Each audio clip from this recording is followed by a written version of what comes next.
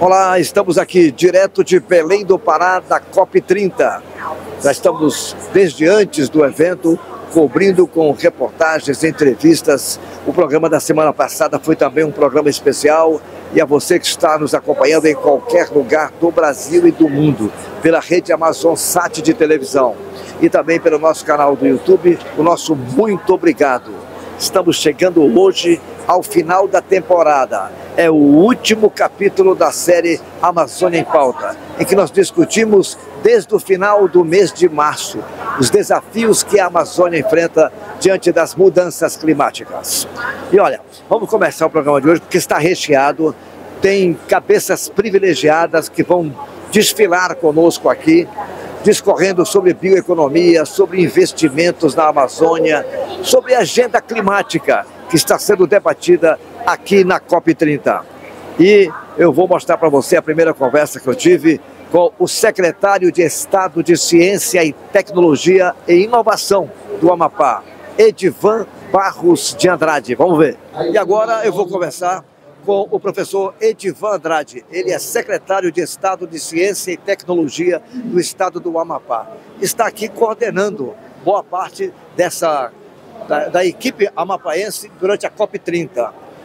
Professor, eu gostaria que o senhor, sobretudo pela experiência que o senhor já tem, e certamente que montou uma equipe preparada para vir mostrar o Amapá e fazer com que o mundo conheça não só as nossas potencialidades, mas o que nós já podemos executar agora. E aí eu gostaria de saber a presença dessa equipe que o senhor trouxe, dos técnicos, dos seus convidados, até que ponto elas podem, digamos, qualificar o debate sobre ciência, tecnologia, inovação, bioeconomia, para o estado do Amapá se abrir para o mundo. Nós viemos com uma equipe muito qualificada, de convidados de empresas, de startups e instituição de ciência e tecnologia, e multidisciplinar. Eu tenho cada vez mais convicção, Olímpio, de que o desenvolvimento da Amazônia, o cuidado com a conservação da Amazônia, ela tem que conciliar desenvolvimento e conservação. Porque quando, por exemplo, um criador de gado, ele tem uma pequena fazenda na Amazônia, ele sabe que ao final do ciclo produtivo, ele vai poder vender o queijo, vender o leite e vender um animal. Mas quando a gente protege uma árvore, como é que nós podemos precificar, monetizar aquela árvore? Então, todas as startups e empresas inovadoras que vieram, elas estão com esse foco, ou seja, gerar produtos a partir da bioeconomia, com o uso da biotecnologia, para gerar um produto que mantenha a floresta em pé. Então, esta é a aposta do nosso governador, esta é a nossa aposta também, ou seja, para conservar a Amazônia, a imperatividade dos seus recursos, a grandiosidade dos seus recursos, nós temos que conciliar esse binômio, conservação e desenvolvimento. Professor, como que a COP30, com essa vitrine do Amapá, com seu stand, pode ser, digamos assim, uma janela aberta para o mercado no aspecto da comercialização dos produtos amapaenses, de captação de investimentos? Como é que está sendo feita essa operacionalização aqui? Nós já temos notícias muito animadoras. Por exemplo, a Amazônia Bio assinou um contrato aqui com a COP Maracá. A Amazônia Bio vai comprar 1.000 latas de açaí por dia da COP Maracá, lá do assentamento extrativista Maracá. Ou seja, teremos uma compra de 30.000 latas por mês de açaí que vai vir do assentamento para a biofábrica ali no Distrito Industrial em Santana. Veja, isso é uma conquista maravilhosa, porque vai gerar empregos em Santana, na área urbana, mas também renda e ocupação, renda produtiva para os assentados do Maracá. E nós ainda vamos consolidar, Olímpio, todos esses números, mas nós tivemos startups que fez diálogo com o fundo alemão, startups que fizeram já encomendas de produtos com investidores. Nós vamos anunciar isso para a sociedade amapaense, mostrando que valeu muito a pena vir à COP30, não só para debater, participar desse momento de debate de mudanças climáticas, mas também de prospecção de negócios, que isso é muito importante e fundamental para gerar riqueza e empregos no Amapá. O Amapá tem doutores em tecnologia da floresta, mas também precisa, às vezes, importar tecnologia, conhecimento, ou através da busca de mão de obra, ou através de negociação comercial. Essas conexões, como estão sendo construídas aqui, principalmente quando se trata da captação de recursos, por exemplo, e captação de conhecimento? O primeiro aspecto, assim, de recursos. Nós fizemos uma reunião com o Banco do Brasil aqui do Pará.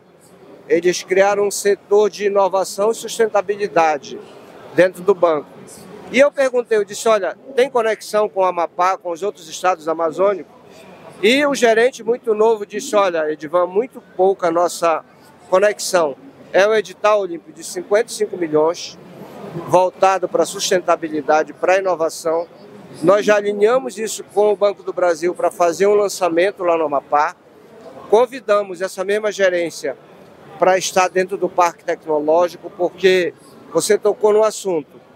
Nós vamos ter muita biotecnologia, muito conhecimento científico e tecnológico dentro do parque, mas para apoiar quem? O setor produtivo. Pela primeira vez nós vamos ter um ambiente de inovação dedicado no Amapá para dar suporte com ciência, pesquisa e inovação tecnológica para o setor produtivo. E esses 55 milhões estão passando ao largo do Amapá, mas nós já fizemos essa conexão e vamos conectar o Banco do Brasil com startups, empresas inovadoras para apresentarem seus projetos e captarem recursos muito importantes para ampliar essa capacidade produtiva no estado do Amapá. Isso já cria uma expectativa da escalaridade dos produtos da bioeconomia, por exemplo. Exatamente, porque esse é um dos problemas no Amapá, né? Quer dizer, a gente agrega pouco valor aos nossos produtos. Esse é o nosso grande desafio na inovação tecnológica. Mas com esse volume de investimentos, Olímpio, que o Amapá tem feito, via CETEC, via FAPEAP, via outras instituições, e a gente fazendo captação de recursos também de outras instituições da Amazônia e do Brasil, a gente amplia essa capilaridade e a escala para esses nossos produtos transporem o Amazonas e o Rio Oiapoque, por exemplo. Perfeito. Dentro dessa proposta, dessa perspectiva da bioeconomia amapaense, o que nós, aqui de fora, vislumbramos é a necessidade de se implementar um programa para que nós possamos ter também a rastreabilidade dos produtos produzidos pela bioeconomia. Hoje nós temos o selo Amapá, que é um selo de origem, uma certificação do Estado. Mas, às vezes, o comprador lá fora, ele é mais exigente e quer também um mapinha da onde saiu, por onde passou, quem foi que fez, que matéria-prima foi usada, é a famosa rastreabilidade. Está previsto isso aí nesse plano? Está sim. Nós lançamos aqui mesmo uma parceria que envolve a CETEC, a FAPEAP, o PRODAP, a Agência Amapá, com a USP. Nós conseguimos um recurso da Sudã e que vai ser operado via IFAP e UEAP. E nós apresentamos aqui todo um protótipo dessa rastreabilidade, que contempla a cadeia do açaí e da madeira. Inicialmente nós vamos focar no açaí. Porque é o principal produto. É a vedete hoje no mercado. De exportação. Mas depois nós vamos para a madeira. Então a USP já lançou aqui conosco esse protótipo. Ele tem uma versão ampliada, porque hoje o problema da digitalização também é que cada produto, cada novidade é uma plataforma. Esta será uma única plataforma que vai poder ser utilizada para a cadeia do açaí, para a cadeia da madeira, da pecuária e de várias outras cadeias que forem necessárias. E nessa parceria, Olímpio, com a Sudã, o Ministério da Integração e Desenvolvimento Regional. E temos uma outra inovação que nós lançamos também aqui voltado para o açaí. Olha só, eu queria aproveitar e entrar dentro de um viés que é o handicap do Amapá, a questão da conservação ambiental. O estado é considerado o estado mais preservado e conservado do Brasil. E aí eu gostaria de saber se esse título, se essa posição tão almejada por outros que não conseguiram se manter, se é alguma vantagem, é algum handicap no sentido de buscar parceiros de fora, de captar também recursos, investimentos, o que isso ajuda essa nova arrancada que o Amapá dá em busca exatamente do seu desenvolvimento sustentável? Muito bem, hoje nós temos uma mudança de paradigma. Se na década de 80 e 90 nós tivemos um antagonismo radical entre conservar e, por exemplo, fazer corte raso na Amazônia para o desenvolvimento, esse era um antagonismo radical. Não, quem quer conservar não quer desenvolver. Quem quer desmatar quer desenvolver, não é? Para alguns, a floresta era um obstáculo ao desenvolvimento. A floresta era um res nullis, era coisa de ninguém. Qual é a grande mudança de paradigma hoje? É que, na verdade, manter a floresta em pé é sinônimo de negócio, é sinônimo de desenvolvimento. E a Amazônia está cheia desses bons exemplos, e o Amapá também. Qual é o nosso desafio? É ampliar essa escala da Amazônia amapaense preservada para gerar realmente novos negócios, novos empregos, e que beneficiem não só quem está lá na Amazônia rural, mas na Amazônia urbana. Então, por exemplo, nós temos aí o açaí como um grande carro-chefe, e hoje nós temos negócio do resíduo do açaí na área urbana, que faz um biochá, que faz uma bebida, que faz um carvão de açaí, né? Ou seja, essa Amazônia, ela leva desenvolvimento para a Amazônia urbana. A bioeconomia, os recursos, os ativos ambientais geram empregos e negócios na Amazônia urbana. Então, hoje nós temos uma quebra de paradigma demonstrando que manter essa floresta em pé é negócio para as cidades, porque nós temos aí 90% da nossa população nas cidades. E essa população das cidades, Olímpio, precisa de emprego, de renda, de ocupação, de boa saúde, de educação. Nós trouxemos soluções para a saúde aqui de startups, né? E uma dessas soluções da saúde fez aí negócios com um fundo alemão que vai investir, porque é uma solução aquela do biopescado, que é aquele emplasto que é feito da pele do peixe para curar feridas crônicas. É uma proposta, não sei se chegou a ser apresentada aqui, mas eu conversei com a diretora Hélida, que é de uma startup. Eu achei aquilo extraordinário, professor. Sim, nós temos várias soluções para a saúde. Por exemplo, a Amazon Cure veio trazendo soluções para botox tópico, né, para a saúde sexual, e a Biopesc trouxe solução desse curativo e também de uma linguiça a partir do pescado de recursos pesqueiros amazônicos, né? Então, o nosso desafio, isso a gente está conseguindo fazer bem, é apoiar financeiramente essas startups para ganhar escala, para ganhar mercado, porque ganhando escala e mercado, aumenta a geração de postos de trabalho lá no Amapá. Por exemplo, essa biofábrica de açaí que o Amapá atraiu lá para o Distrito Industrial, ela vai gerar somente na fábrica 25 novos empregos, né? No Parque Tecnológico, uma das ICTs que nós trouxemos do Amazonas para estarem atuando conosco, já fez contratação, já abriu um escritório lá dentro da CETEC, enquanto a gente abre, enquanto o governador entrega o parque ao final de janeiro, lá no antigo Macapá Hotel. Eu já ia terminar a entrevista, mas ainda tem mais 2 pontos que eu quero abordar com o senhor. O que se vê, além dessa vantagem ambiental do Amapá, é que o atual governo, o governador Clécio, como piloto de tudo isso, já montou digamos assim, seria uma plataforma de condições, a partir de um programa, por exemplo, de utilização dos recursos hídricos, do zoneamento econômico-ecológico, da governança das águas, que entra esse plano de utilização dos recursos hídricos, o plano de apoio estadual à sociobioeconomia, quer dizer, o Estado está preparado, sim, para dar esse salto que o senhor acabou de narrar nesses outros comentários que o senhor fez. O senhor concorda comigo? Concordo. Isso aí são instrumentos para o desenvolvimento, né? Todo esse conjunto de plataforma que você trouxe são fundamentais porque isso dá segurança ambiental, segurança jurídica para quem quer investir, né? O Zé mapeia o que de recurso natural a gente tem no estado, então quem vai investir já sabe. E isso tudo nós chamamos de instrumentos para o desenvolvimento. E o parque, pela primeira vez, o Amapá não tem nenhum ambiente voltado ao apoio à inovação. E o parque nós teremos, né? Então, a gente vai ter um aporte, um instrumento de inovação tecnológica como suporte para o setor produtivo. Porque veja só qual é a grande diferença, Olímpio, e quem está nos assistindo nesse momento. As universidades, elas formam mão de obra, né, geram recursos humanos altamente qualificados, mas quem quer empreender vai buscar aonde? Qual o ator, a arena que quem quer empreender a partir da inovação vai buscar? O Parque Tecnológico vai ser essa referência, né? E não é a CETEC que vai estar lá dentro gerando esse conhecimento, não é quem sabe.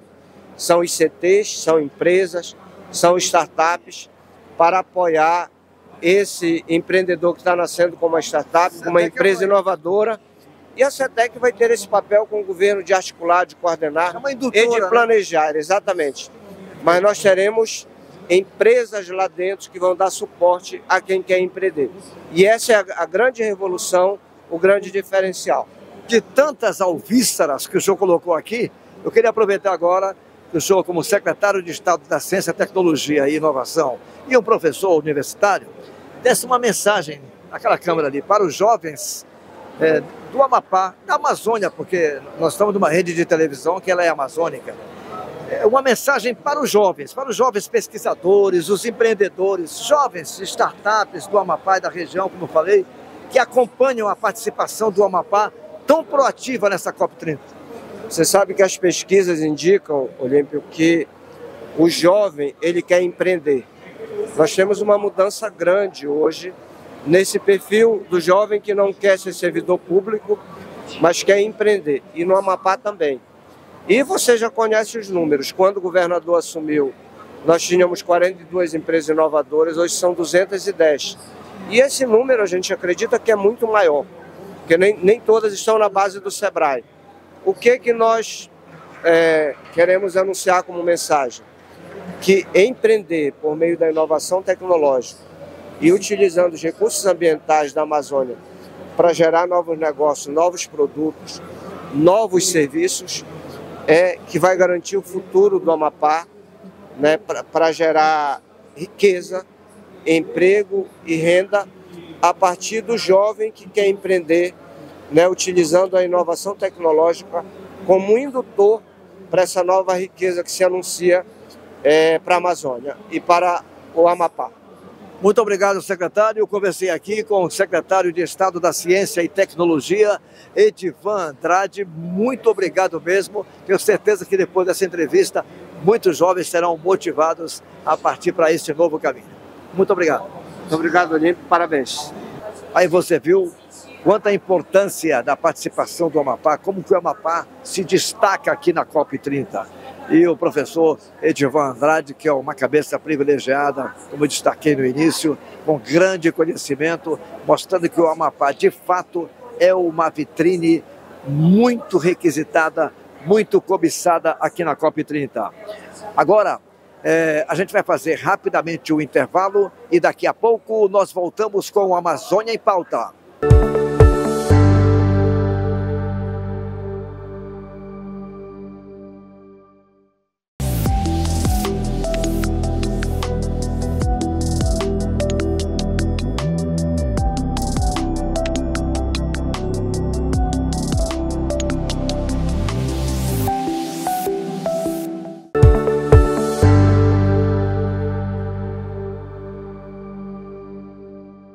Já estamos de volta com o Amazônia em Pauta, pela rede AmazonSat de televisão e pelo canal Olímpio Guarani no YouTube. Nosso muito obrigado a você que nos acompanhou desde março até agora, nesta temporada, discutindo, debatendo e apresentando soluções para os desafios da Amazônia diante das mudanças climáticas. E olha, nós fizemos esse projeto porque nós nos envolvemos com as questões amazônicas, o que é uma orientação do presidente do Grupo Rede Amazônica, Felipe Dal Júnior. E estamos absolutamente confortáveis de termos dado a nossa contribuição com a presença de cientistas gabaritados, de professores universitários, também empreendedores, mas lideranças comunitárias, indígenas, quilombolas, que participaram conosco dos debates. Bem, agora vamos dar sequência ao programa de hoje, que é um programa especial, Amazônia em Pauta especial, direto aqui da COP30, como nós prometemos durante toda a temporada. Você vai ver uma entrevista que eu fiz com Mauro Pires, presidente do Instituto Chico Mendes de Biodiversidade. Veja aí. Vou começar aqui com o presidente Mauro Pires, do Instituto ICMBio, Instituto Chico Mendes para a Biodiversidade. Presidente, o senhor acabou de fazer uma palestra sobre áreas protegidas, como integrar a biodiversidade, pessoas e o clima para enfrentar essas mudanças climáticas. Como fazer isso? Olha, é o que nós fazemos no dia a dia, né? O Instituto Chico Mendes é responsável por 344 unidades de conservação, ou seja, parques e reservas no Brasil todo. Só na Amazônia são 134 unidades. Aqui se somos 66 milhões de hectares. E no nosso dia a dia, nós temos que trabalhar com as pessoas para que elas se sintam parte da área protegida, seja o parque, seja da reserva, e ao mesmo tempo que essa área protegida ajude, inclusive, a dinamizar a economia. Nós acreditamos que mantendo a biodiversidade, conservando os recursos naturais e ao mesmo tempo também oferecendo meios de vida sustentável para as pessoas, é uma forma da gente fazer um enfrentamento da mudança do clima. Nós vemos isso muito claramente. As nossas áreas protegidas, somadas com as terras indígenas, são aquelas que vêm garantindo o que a gente chama de serviços ecossistêmicos, ou seja, aqueles serviços que a natureza normalmente, naturalmente oferta para nós humanos, e portanto é fundamental a manutenção dessas áreas. Nosso trabalho no dia a dia é exatamente fazer com que isso seja realizado, mas realizado levando em conta exatamente as pessoas que estão no território. Presidente, como fazer a integração da biodiversidade, das pessoas e do clima nas unidades de conservação, nas áreas protegidas? Olha, nós aprendemos muito com as comunidades tradicionais. Eu vou dar um exemplo que é a política nacional do manejo integrado do fogo.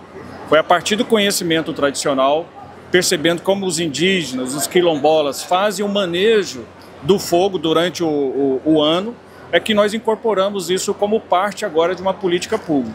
Portanto, é fundamental que a gente leve em conta que as comunidades podem ajudar na gestão da biodiversidade. Nós temos várias áreas protegidas que algumas delas são também terra indígena. Em algumas delas nós temos um território quilombola lá dentro. Então hoje nós trabalhamos com a integração. Hoje a gente trabalha com a política de levar em conta essas pessoas, as suas necessidades e o papel que elas têm na conservação. Porque se as áreas hoje são mantidas, é em razão da presença delas ao longo de séculos, especialmente os indígenas. Então, significa que aquele manejo feito por eles ao longo de milênios tem dado certo. E o que a gente precisa é enfrentar em conjunto aquelas grandes ilegalidades, que é o desmatamento desenfreado, é o garimpo ilegal, que leva inclusive ao assoreamento dos rios e também a contaminação da água. São essas coisas que a gente precisa enfrentar. E aí, portanto, é fundamental a gente trabalhar com as comunidades junto conosco. Há muitas comunidades que estão à margem das unidades de conservação.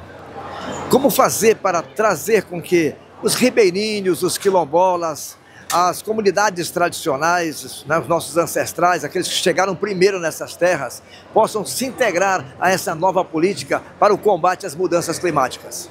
Não só é possível, como é nossa obrigação. Nós temos que trazer as comunidades que já estão naquelas áreas. A gente não está falando de trazer pessoas de fora. Sim. A gente está falando daquelas comunidades ribeirinhas, território indígena ou até mesmo os quilombolas para dentro da gestão, porque, novamente, o manejo que eles realizam é um manejo que, ao longo do tempo, se comprovou correto.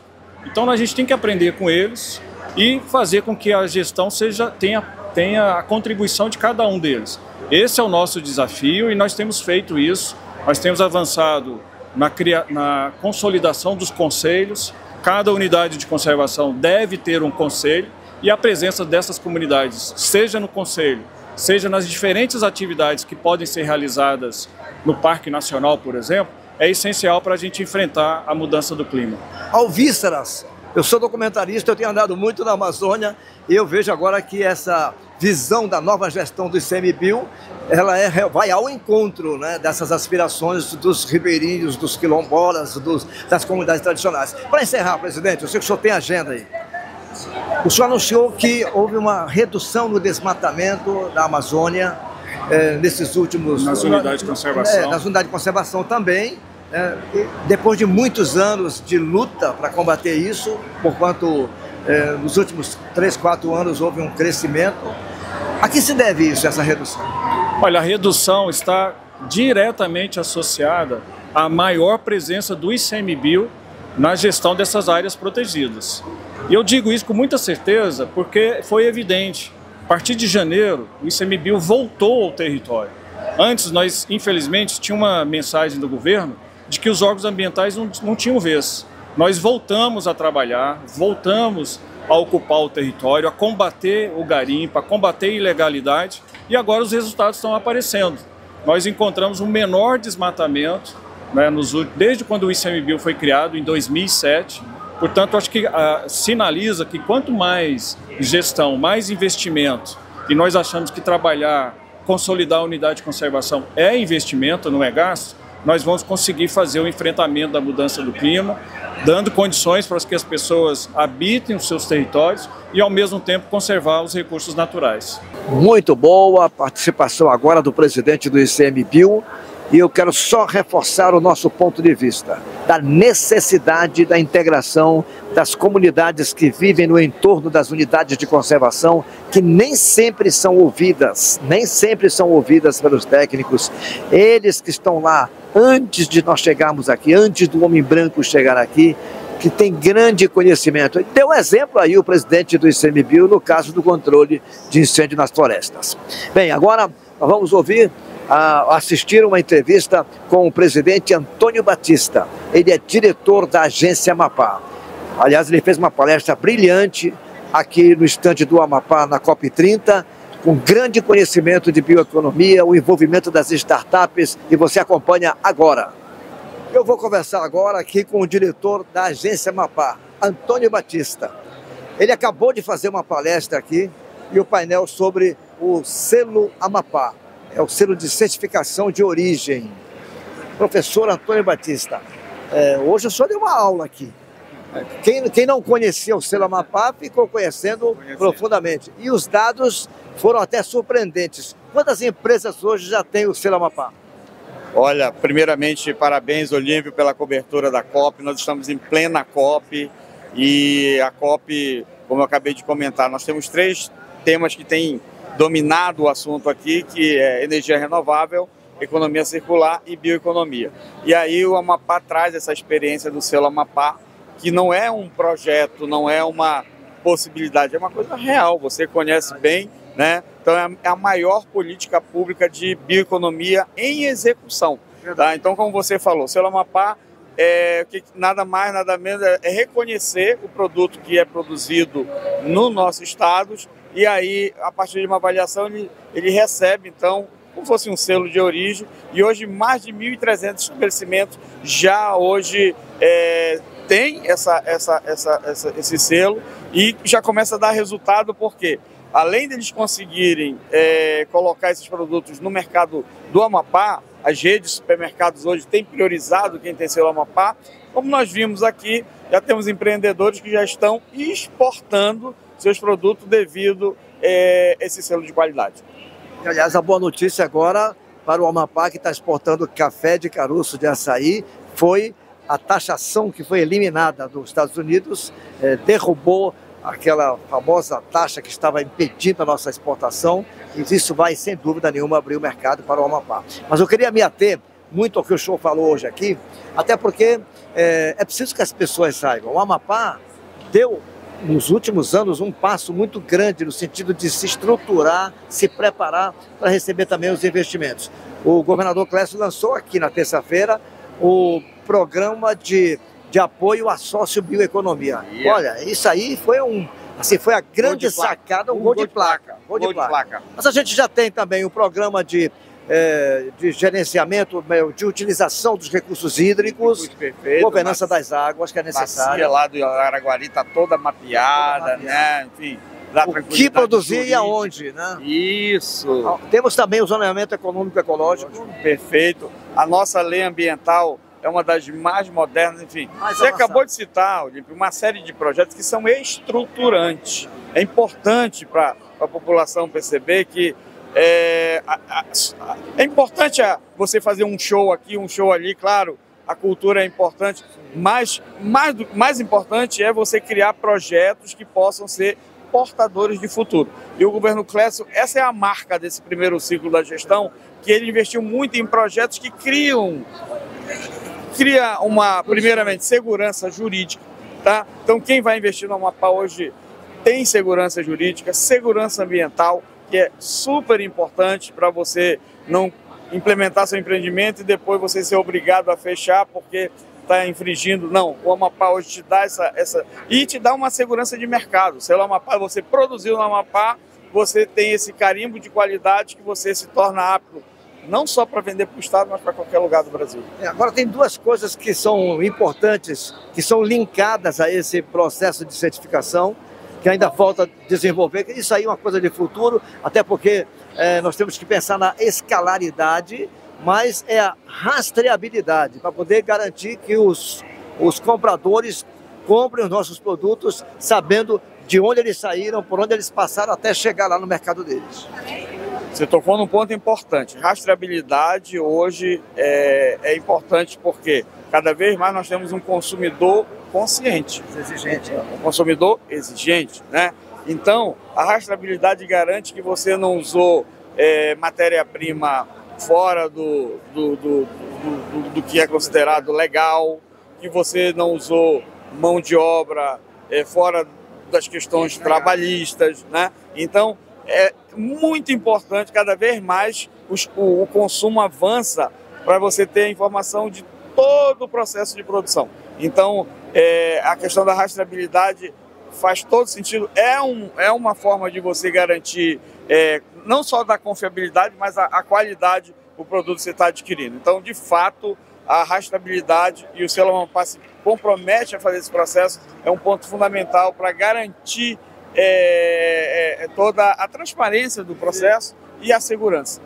E depois o mercado, na ponta do processo. O mercado é fundamental, é isso, o mercado. Então, os supermercados estão avançando em ter prateleiras éticas, que é justamente as prateleiras com produtos que têm todo o seu processo de produção e constituição, que ele foi todo produzido dentro de padrões considerados aceitáveis. E o selo Amapá vai nesse caminho. Eu estou conversando aqui com o Antônio Batista, diretor da Agência Amapá, e para concluir, eu queria que o senhor falasse da nossa expectativa, quer dizer, para dar escalaridade, nós vai precisar também ter um outro programa para incentivar, para financiar a expansão dessas empresas hoje que já estão enquadradas no selo Amapá. É isso, e nós aqui do governo fizemos ótimas reuniões com diversos agentes. Você falou importante, o crédito é fundamental, Olímpio. Crédito é necessário para você começar, para você expandir sem crédito, né? E só quem tem crédito são instituições financeiras. Então nós fizemos ótimas conversas com o BASA. O Banco da Amazônia é o banco do empreendedor amazônico. É o banco porque não é um banco comercial, é um banco de fomento, de desenvolvimento. E o banco está meio tímido no nosso estado, mas a conversa aqui com o presidente do banco foi para a gente ampliar as linhas e o acesso, né? As linhas já existem, a gente tem que ampliar o acesso. Então, vem novidades por aí, a gente espera em 2026 ampliar em 100% o microcrédito no Amapá a partir dessas parcerias com esses bancos que a gente construiu aqui na COP. Olha, para você ver, um evento desse, da importância da COP, qualquer evento que se congrega, que se reúnem, segmentos complementares, por exemplo, o caso da nossa bioeconomia, nós vamos precisar de crédito. Aí o que complementa? Entra o Banco da Amazônia, que é o nosso principal fomentador. Mas veja que isso, aqui no evento desse se derruba os protocolos, tem mais facilidade dos projetos. Exatamente. Aqui está todo mundo, Olívio. Está todo mundo. É um país democrático. Aqui, de fato, você exercita a democracia no seu mais, né, no seu mais alto escalão, porque não tem barreira, não tem sala fechada, a gente se encontra, no café a gente começa uma conversa e é assim que a gente evolui, a gente constrói conexões para você evoluir, e a COP proporciona isso. E daqui a pouco a gente volta. Este é o programa Amazônia em Pauta especial, direto aqui da COP30. Muita movimentação aqui na Green Zone, onde nós estamos hoje, e eu quero aproveitar e pedir permissão para você, para fazer só um intervalo, e daqui a pouco nós voltamos com o Amazônia em Pauta pela rede Amazon Sat de televisão.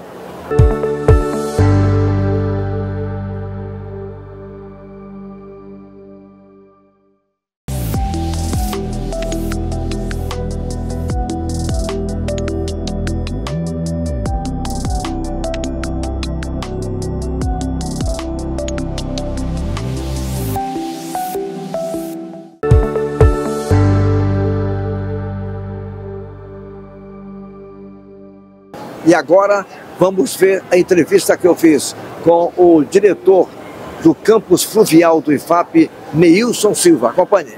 Olá, estamos aqui no estande do Amapá, uma sala reservada, mas é um estande de qualquer maneira de um evento como a COP30, que é um evento de grande envergadura. E por que nós vamos conversar com o diretor Neilson Silva do campus fluvial do IFAP do Amapá? Porque é alguma coisa extraordinária que está sendo apresentado aqui na COP. E agora eu me dirijo a ele porque, diretor, fale qual é o propósito, qual o objetivo da criação desse campus universitário do IFAP no Amapá. Bem, é o primeiro campus fluvial da rede federal, uma rede que já tem 15 anos de história, e é a primeira vez que a rede se lança a alcançar uma população de aproximadamente 600 mil pessoas de toda a foz do Rio Amazonas, a população ribeirinha. Então, inicialmente, objetivamos levar a educação nas 4 modalidades, que seria profissionalizante, curso técnico integrado, curso superior e curso de pós-graduação também, para essa população de aproximadamente 600 mil pessoas. Depois que o presidente Lula autorizou a instalação desse campus inédito, podemos dizer assim, o que vocês pensam agora? Como é que essa decisão vai mudar a direção da vida dessas pessoas que tanto aspiram estudar, crescer, a ter acesso ao conhecimento, principalmente em nível técnico superior? Qual será o direcionamento desse campus? A população da foz do Rio Amazonas, cerca de 600 mil pessoas, historicamente foram excluídas aí do ensino técnico e tecnológico. Um outro dado interessante é que essa região, ela possui ali os menores IDH do Brasil, Índice de Desenvolvimento Humano. Então o campus ele surgiu nessa perspectiva de levar educação de qualidade para essa população e tentar combater esses índices. Um, por exemplo, seria o de menor IDH do Brasil. O conhecimento já é um grande diferencial na vida dessas pessoas, porque na hora em que a juventude tem acesso ao conhecimento, certamente que ela cria novas oportunidades na sua própria vida. Quer dizer, o mercado absorve quem tem conhecimento. E aí esse instrumento é um instrumento necessário para fazer essa transformação. Necessário um instrumento de inclusão social, um instrumento que irá incluir esses jovens no mercado de trabalho, toda essa população, e um instrumento que vem para somar nessa linha de progressão que o Brasil está traçando. Veja que ainda temos apenas uma maquete. E aí você que está assistindo está vendo essa maquete que foi trazida aqui para a COP30 para que o mundo conheça essa iniciativa, que eu digo extraordinária e inédita. Eu vou repetir quantas vezes for necessário, porque de fato foi uma ideia brilhante, inquestionavelmente. Na hora em que você tem um instrumento desse, você vai levar essa oportunidade dos jovens, dos adultos mesmo, terem ainda com tempo acesso ao conhecimento, à ampliação do seu conhecimento. E aí eu gostaria de saber, a partir do momento em que nós temos uma maquete, certamente que os projetos de implementação das suas instalações já devem estar em andamento. Como que será feito isso e, sobretudo, quais são os principais pontos que vocês vão precisar, digamos, implementar dentro desse campus móvel? Sim, conforme tu observou agora há pouco, Olímpio, o governo federal, o campus fluvial, ele já foi incluído no programa de aceleração do crescimento. Então já temos ali o recurso financeiro para iniciar as atividades. O campus vai funcionar com 2 unidades. A primeira unidade é a unidade de embarcação e a outra unidade é a unidade escritório, que ele vai ficar em terra, vai ficar em Macapá. Nós objetivamos iniciar as atividades ainda em 2026. O projeto da embarcação, nós já estamos trabalhando nele, em parceria com a equipe do Rio de Janeiro. O projeto da unidade administrativa, que é a unidade sede, que vai ficar na capital Macapá, já foi para licitação, então nós esperamos iniciar. Vai ficar na beira do rio ou não? Não, a unidade administrativa ela vai ficar no terreno da reitoria, que é bem no... É que eu já estava imaginando aqui o prédio lá da administração e o campus chegando, olha que imagem, né? Chegando para ser atracado no trapiche, ali onde está a diretoria, onde ela poderá ter uma relação direta com o corpo de servidores que estará à disposição do campus. Tu tocou no assunto importante. São sonhos. Certo, tu tocou no assunto importante, que é a operacionalização da embarcação. Basicamente, ela vai ficar em constante deslocamento pela foz do Rio Amazonas. Necessariamente, ela não vai atracar na capital Macapá. Nós iremos fazer um estudo de demanda em toda a área ali da foz do Rio Amazonas, que envolve o arquipélago do Bailique, a costa toda que vai do arquipélago do Bailique até o sul do Amapá, ali é a costa do Amapá, mais uma região da foz do Rio Amazonas ali, que é a região do Marajó. Então nós iremos implementar ali algumas audiências públicas, verificar as demandas e a operacionalização dela. Ela vai ficar atracada nas cidades, nós vamos ofertar os cursos, logicamente que por ter curso superior, no mínimo ela irá ficar atracada ali cerca de 6 anos, porque precisamos formar uma turma. Acabou a demanda na cidade, a gente já vai em deslocamento para outra e assim sucessivamente, até conseguirmos atingir toda essa população até então excluída, de cerca de 600 mil pessoas. Imagina o desafio, né, de reduzir essa distância, essa desigualdade, esse isolamento. É realmente uma iniciativa tão brilhante e que deve estar criando expectativa em todos os lugares. Eu não sei se logo, brevemente, vocês vão precisar de mais unidades, porque a pressão de demanda vai ser natural. E como tudo isso ainda é a primeira experiência de vocês, é o tempo que vai dizer. E aí eu gostaria de saber, haverá mecanismos especiais para, digamos assim, diminuir, ou terão técnicas especiais para diminuir essa diferença que existe entre quem estuda na cidade e quem mora no interior, nas comunidades? A gente vislumbra implementar a pedagogia da alternância em alguns locais onde efetivamente a gente não conseguir implementar o ensino constante, o ensino integral.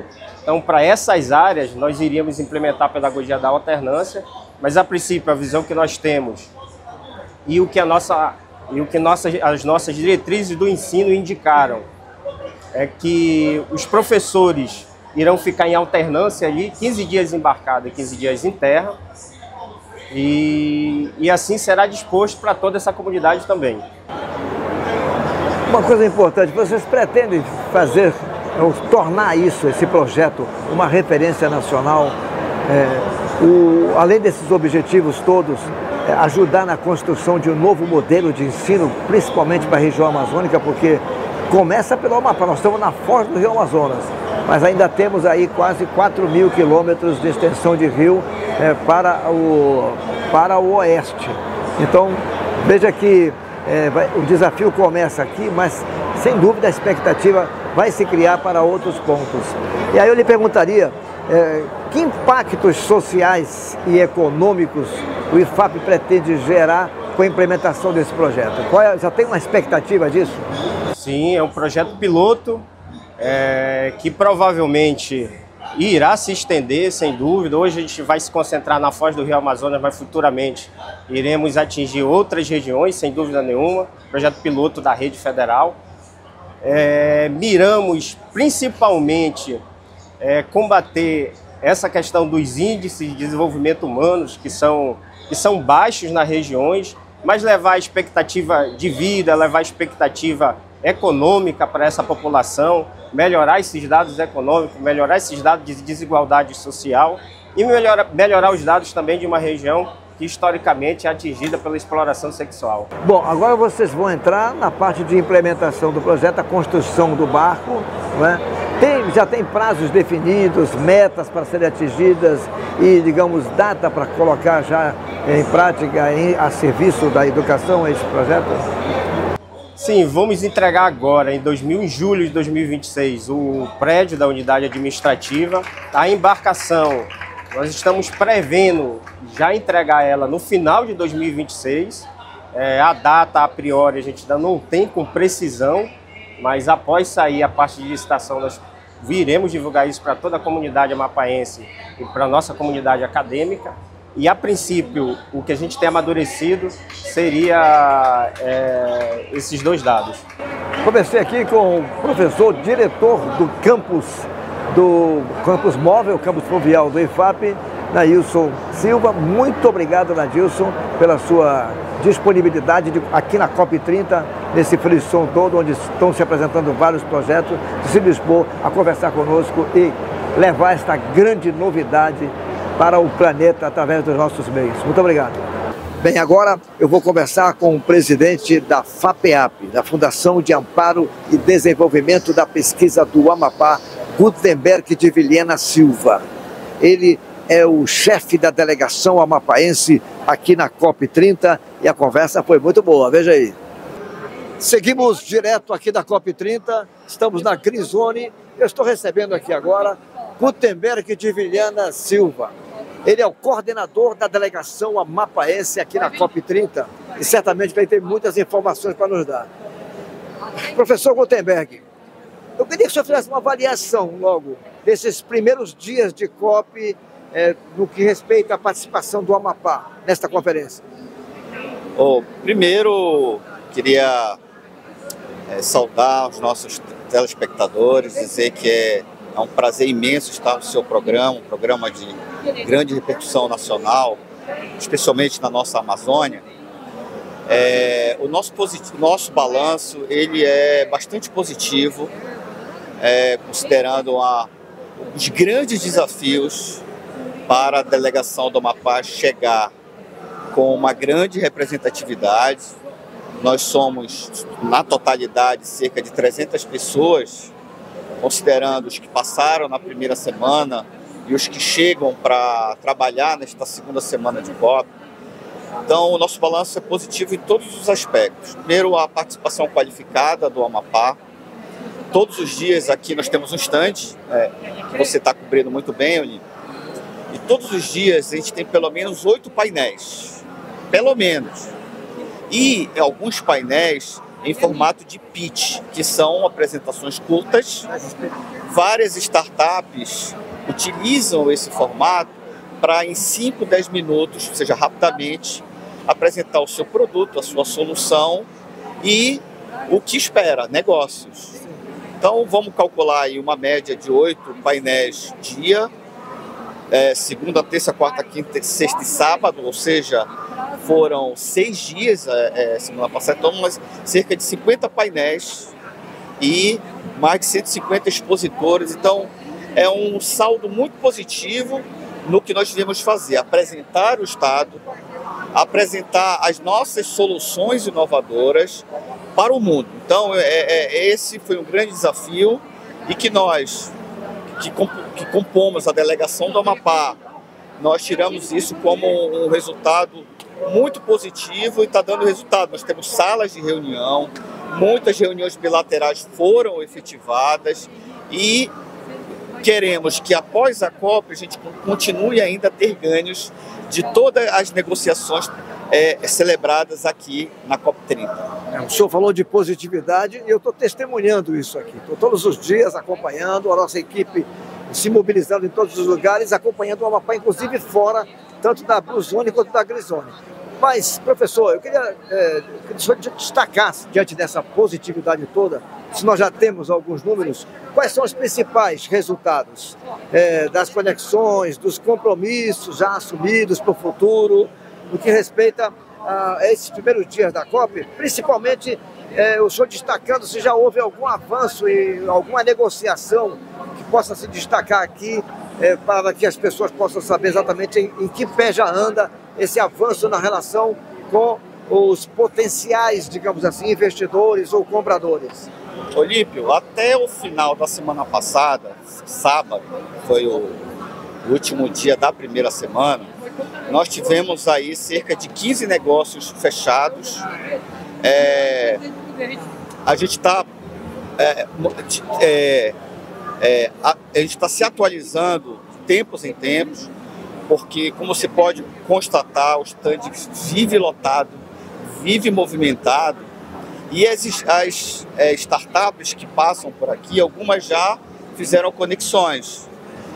Por exemplo, a Amazon Bioprotein, da Dona Antônia, já fechou um negócio de 400 mil reais, ela está muito feliz, porque é um modelo de negócios que nós esperamos, queremos falar isso para a nossa sociedade, que o Estado do Amapá tomou uma decisão de ter um stand aqui na COP, é o único estado, fora o Pará, que tem um stand próprio na COP. Uma decisão política do nosso governador Clécio Luiz, que nos orientou a ter esse stand. E esse stand ele tem uma sala em que as startups podem apresentar os seus produtos e 2 salas de reunião, que são justamente nessas salas que os negócios são fechados. Então, tal como a Dona Antônia, várias outras startups utilizaram a nossa sala para fazer suas conexões e celebrar os seus contatos. A Açaí Direct, a startup que trabalha também com mel, com abelhas sem ferrão. O secretário Edivan falou para mim ontem que tem um fornecedor de açaí, de açaí já produzido, já processado, que ele vai fornecer 1000 latas de açaí para um comprador que vai liofilizar para exportar para o exterior. Olha só. Você está vendo que coisa bacana? Então a gente está... 30 mil latas por mês. 30 mil latas por mês. Então o que a gente está fazendo agora, Olímpio? À medida que os painéis eles se passam aqui, à medida que as startups, à medida que os nossos indígenas, os nossos quilombolas, que as nossas escolas família que estão aqui representadas passam e se apresentam no nosso stand, a gente faz uma aferição, dos indicadores que eles trazem para, ao final, a gente fazer um grande balanço da nossa participação neste que é, para você que nos acompanha, o maior evento diplomático que acontece todos os anos. É a COP, é um evento de alto nível, é a primeira vez que acontece na Amazônia. Então, o Estado do Amapá, sabendo de toda a importância de se ter uma delegação que represente tudo aquilo que nós fazemos pelo Estado, ou seja, utilizamos a floresta com seus bioativos para gerar negócios, esse é um grande momento para a gente mostrar para o mundo que nós somos tudo aquilo que se objetiva nessa COP. Nós cuidamos da nossa natureza, nós cuidamos da nossa floresta, mas nós queremos também gerar negócios. E a COP está servindo para isso, para a gente gerar negócio, gerar emprego e renda para a nossa população. Eu estou conversando aqui com o professor Gutenberg, ele é presidente da Fundação de Amparo e da Pesquisa do Amapá, a FAPEAP. FAPEAP, essa é a sigla. Professor Gutenberg, o Amapá é um estado considerado mais preservado do país, é considerado um dos primeiros em bioeconomia, no avanço que teve nos últimos anos. Como é que essas vantagens, esse handicap, estão sendo percebidos pelos países e pelas outras instituições na COP30? com muito bons olhos. O nosso governador, por exemplo, fez uma reunião com o Banco Mundial, com representantes do Banco Mundial, só para dar um exemplo. E nessa reunião foram apresentadas várias iniciativas que nós fazemos no nosso estado.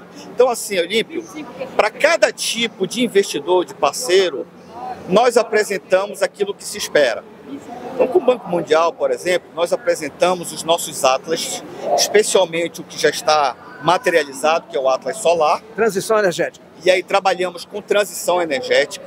Esse também foi o foco de uma outra reunião que nós fizemos com uma cidade francesa, que tem muito recurso financeiro da Agência Francesa de Desenvolvimento, que é a cidade de Grenoble. No primeiro dia fizemos uma reunião muito bacana, muito relevante, para mostrar todo o nosso desenho institucional. E isso envolve toda uma série de documentos que demonstram vários diagnósticos para apresentar o estado do Amapá, como você bem apontou, o mais preservado, o mais protegido, o que tem um desenho jurídico adequado para quem quer investir, porque não vai investir de qualquer jeito, vai investir com segurança política, com segurança jurídica e com segurança ambiental. É isso que nós estamos trazendo. Foi essa a missão do nosso governador, e nessa segunda semana, nós, secretários e também a comunidade que está representando o governo do Amapá, o estado do Amapá, na verdade, tratam com essa missão, mostrar o estado com seus grandes ativos para quem quer investir. Olha, na semana passada, quando o governador Clécio apresentou o plano de apoio, o plano estadual de apoio à sociobioeconomia, ele praticamente completou o leque de medidas necessárias para dar essa garantia, essa segurança aos investidores, mas também para criar desejo dos investidores de fazerem os seus investimentos no Amapá. Depois que ele foi criado o zoneamento econômico e ecológico, a parte de governança das águas, que é o programa de gerenciamento, gestão e utilização dos recursos hídricos, esse plano estadual de sociobiodiversidade, parece que o Amapá diz assim, olha, está aqui, ó, estou preparado, venham, porque aqui você pode fazer o desenvolvimento sustentável. Mas deixa eu passar aqui para um outro ponto, para a gente já encerrar a nossa conversa, que é muito importante. O que o senhor espera agora, dessa última semana que a gente está começando, o que o Amapá ainda tem a mostrar ao mundo e qual é a sua expectativa em relação às demandas para o nosso estado? Essa segunda semana, é bom para você que nos acompanha, a primeira semana ela foi mais focada nos governos subnacionais, tive uma forte pauta de parlamentares, de governadores, enfim, de gestores. Esta segunda semana é uma semana bastante focada nas comunidades tradicionais, bastante focada em pautas sociais. Não que isso não estivesse presente na primeira semana, mas nessa segunda semana ganha força. Então nós teremos no nosso estande, por exemplo, uma forte participação de projetos voltados para nossas comunidades, grande participação da Fundação Marabás, da Secretaria dos Povos Indígenas, da Secretaria das Mulheres, que vão fazer uma série de pautas nessa segunda semana, tratando, sobretudo, de pautas sociais, de diversidade, de respeito, de valorização das nossas comunidades. Mas tudo a ver com a agenda climática. Tudo a ver com a agenda climática, tudo conectado com o formato COP. Qual é o formato COP? Trazer projetos para captar investimentos. Então, seguindo essa direção, essas secretarias que já têm modelos, né? Nós trabalhamos, já nos preparamos ao longo de um ano, criamos modelos estratégicos de apresentação, de como apresentar e do que apresentar para que todos possam estar plenamente conectados com o modelo COP de apresentação daquilo que nós queremos, geração de emprego e renda para a nossa população. Conversei aqui com o professor Gutenberg de Vilhena Silva, ele é presidente da Fundação de Amparo e Desenvolvimento da Pesquisa do Amapá e coordenador da delegação amapaense na COP30. Muito obrigado. Forte abraço. Forte abraço a você e aos nossos telespectadores. Tchau. Vontade de parabéns ao presidente Gutenberg de Vilhena Silva. O Amapá realmente brilha aqui na COP30. Eu não digo que brilhou porque ainda tem mais 3 dias, mas do período em que começou a COP, na semana passada até agora, sem dúvida nenhuma, o estado do Amapá foi um dos que mais apresentou alternativas de desenvolvimento sustentável para a Amazônia, por ser o estado mais preservado do Brasil e por ele já ter também tomado medidas necessárias para que o Amapá receba os investimentos e siga nessa direção. Nosso muito obrigado a todos os que participaram conosco desse projeto do Amazônia em Pauta. Cada um sabe o que deu de contribuição para isso. Nosso muito obrigado. Estamos encerrando a temporada deste ano, mas voltaremos no ano que vem, se Deus permitir.